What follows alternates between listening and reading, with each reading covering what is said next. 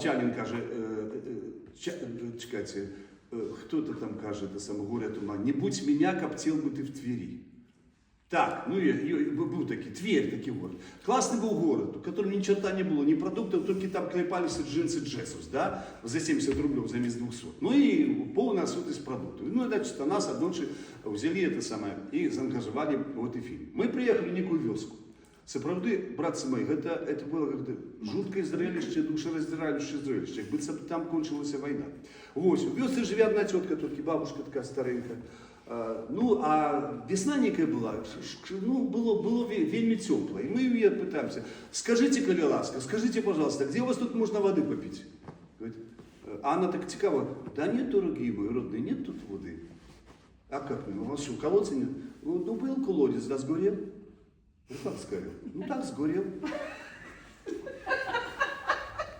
Я ну, родные мои, ну, тракторист пахал поле, поджег траву, и колодец сгорел, сруб-то был деревянный. Нормально, сруб деревянный колодец. А я как же видите, да, родная моя дочь приезжает из Калинина по субботам, принесет мне 2 ведра воды из соседней деревни, и мне и курам моим хватает. Все нормально, все добро, все, да, вот так вот, да. Так и жили бедные. И, значит, у нас покликал этот самый помощник режиссера, и мы, значит, поехали, пошли перепронулись и пошли, значит, уже играть этих захопников. А сюжет был такой.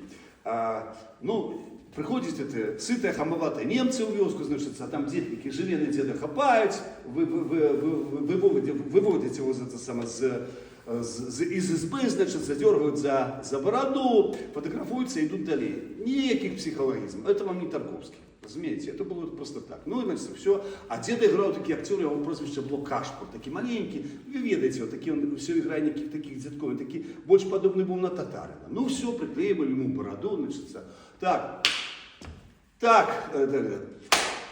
камера! Ну, пошло. Мы побегли, это самое, використовуючи обмежований німецький словник запас, там хенде хох, матка, яйка, кури, сало, витягаємо авторитета, значить, ну і ніхто, знаєш, починає його дергати за цю бороду. Раз, два, і борода отрывается. Вся пляцовка валится смехом. Стоп, камера! Мы стоим, ну да, ну нет, пришлось перераздавать, переклеивать эту самую бороду. Ну едем мы назад,